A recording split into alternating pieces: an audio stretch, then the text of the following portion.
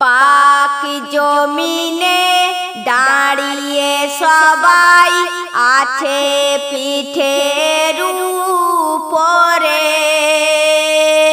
সাবধানে কেউ চলে না আর সহে আছে অত্যাচারে।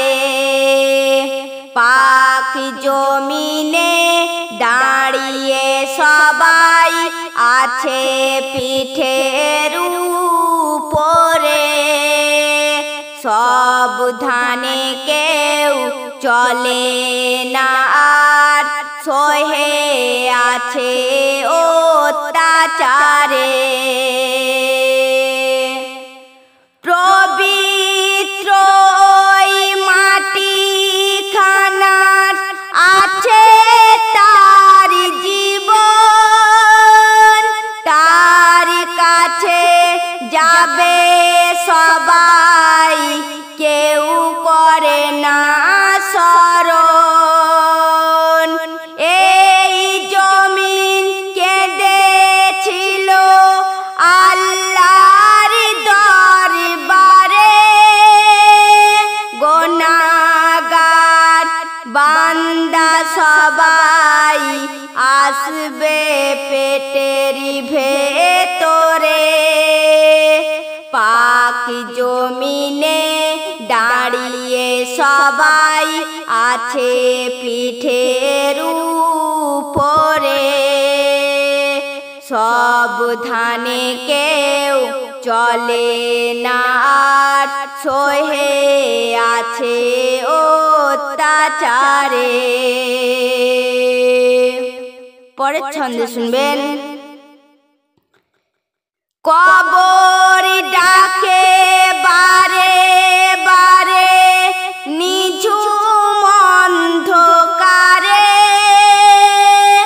আলো বাতাস নাই কোয়ার, ভেবে দেখো অন্তরে। দয়ার নবী শুয়ে আছে এই পাক জমিনেতে, পবিত্র মাটি খুশি হলো হাসিতে হাসিতে। পাক জমিনে দাঁড়িয়ে সবাই আছে পিঠের উপরে, সাবধানে কেউ চলে না আর সহে আছে অত্যাচারে। অতি সুন্দর কথায় কবি মোর্শেদ আলী সাহেব কত সুন্দর কথা বলছে, শুনুন। কেঁদে কেঁদে রোনা জারি হলো পাগল হারা, চোখের পানি ঝরনা বেয়ে নদী হলো ভরা। দ্বিতীয়বার আসিল আল্লাহর আদেশেতে,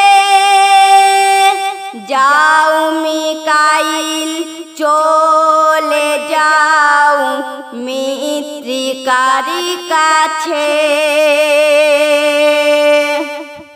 শেষ ছন্দ শুনবেন। আসসালামু আলাইকুম জানাই মাটিকে সালাম, দয়ার নবীর উম্মতি সবাই পড়ো আল্লাহর পাক কোরআন। কবি শেখ মোর্শেদ আলী গুনাহগার মুমিন, কণ্ঠের সুরে যাই বলে শিল্পী মিনারা পারভিন। পাকি জমিনে দাঁড়িয়ে সবাই আছে পিঠের উপরে, সাবধানে কেউ চলে না আর সহে আছে অত্যাচারে, সহে আছে অত্যাচারে, সহে আছে অত্যাচারে।